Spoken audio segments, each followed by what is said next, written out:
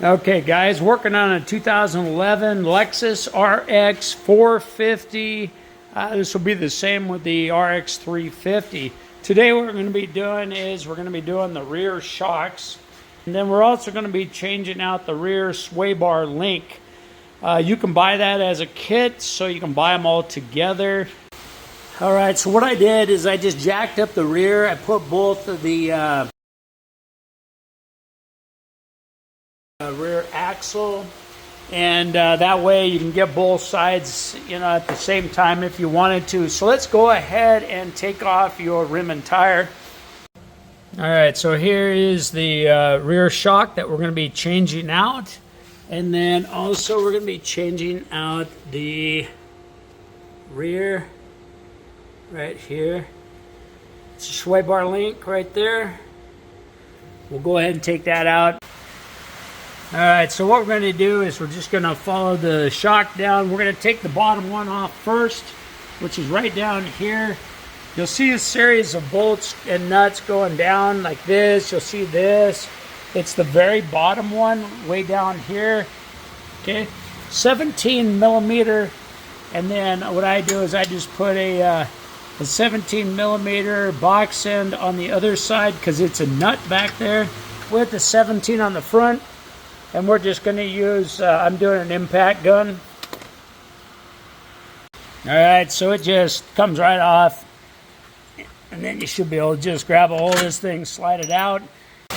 Alright, so up top here, this is also a 17 millimeter. So let's go ahead and take that off.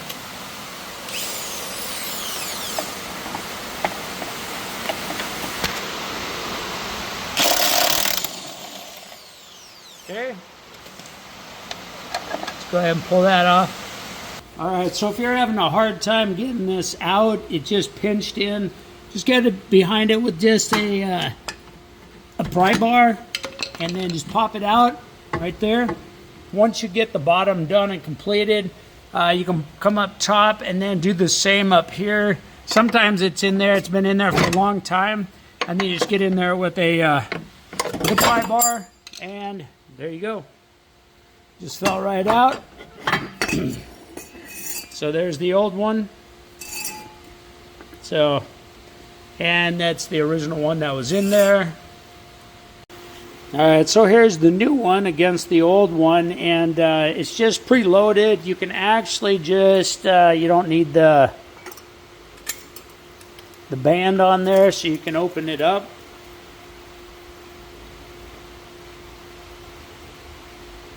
Just like that. So anyways, match them up, make sure you got the right one. Just check them out before you put them back in. Alright, so go ahead and start sliding the upper. We'll start with the upper first, and just go ahead and get that slid up into place.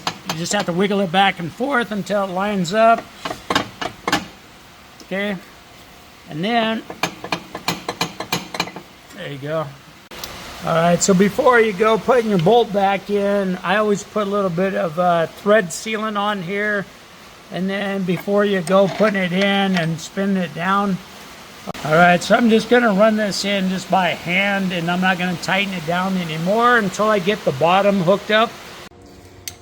Alright, so now let me crawl under here real quick. What you're going to do is just pull this out, you're going to turn it, get it lined up, and then you're just going to take it, push it into place, get yourself a screwdriver just to line it up. That's all you're looking for. Alright, so now that thing should be lined up. Let's go ahead and there we go. Slide it on through. And you just, sometimes you got to get it so it just, if it's not fitting exactly correct, you just have to maneuver it around a little bit until that bolt just pops down in. And then we'll go ahead and put the nut on the back side, and we'll cinch her down. So I'm just going to run this in. Okay, there's one. And then let's get down on the bottom. We'll do the same thing. All right, so what we're going to be using is the torque wrench for this application. So we're just going to go ahead and torque it down.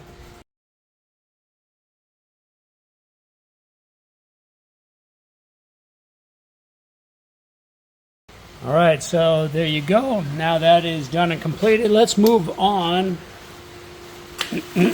So to the sway bar link, and the sway bar link is found right back behind here. All right, so what we're going to do is we're going to break free the top nut first. We'll go ahead and take that off. All right, so we just removed the nut, and that was a 17 millimeter, and we're going to drop right straight down under the lower control arm here. And then what we're going to do is we're going to take off these two nuts, and these are 14 millimeter.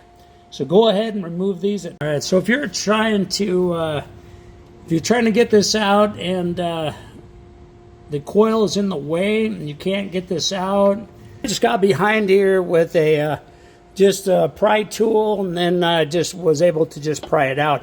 Now we can go ahead and lift this whole thing out, and this is what it's going to look like.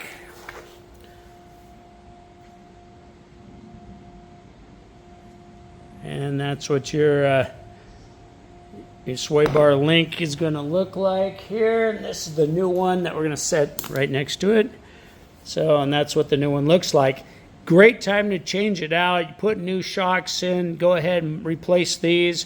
Shocks are old. These are probably old also. And what you will do now is just put it in a vise, get onto it, and just unscrew this. If it is turning, the whole entire ball joint is turning in there, you can use an Allen head and just put the Allen head in there, use an open end or box end wrench and slide it down over the top. All right, so this is what it's going to look like right here.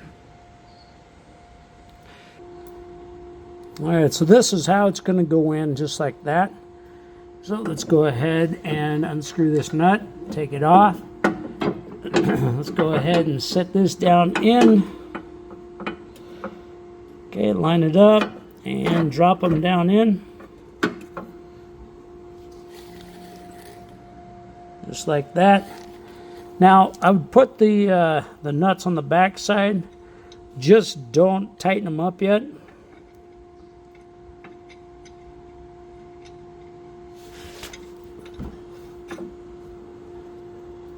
Okay.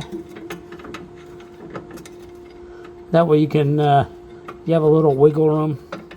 And then now we just need to move this around so we can, just got to move this around so we can slide it through the hole here. And I'm probably going to have a second hand, so I need to, I will be right back. Now the hardest part of this whole thing is to get this sleeve, the bolt to go through this sleeve here. Just got to kind of move it around and, you know, just keep, because it's a ball joint, so you can move it around and then all of a sudden it'll just drop right in place. So go ahead and get that pushed all the way in, and then what we'll do is we'll put the new nut on the back side, and let's go ahead and cinch this down. All right, so let's go ahead, and if you've got a air ratchet, this is the easiest way to do it. Again, if the ball joint is sitting there spinning on you, you can use, again, a box end. It's more of a pain in the butt, but use a box end and put an Allen down inside of here, and then you can just ratchet it down, get it as tight as you can. So I'm just going to stick it on here with a 17, and we're just going to go.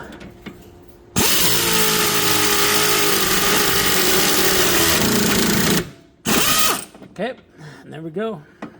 Now that that's in there, we can go ahead and tighten up these bottom ones. That's a 14.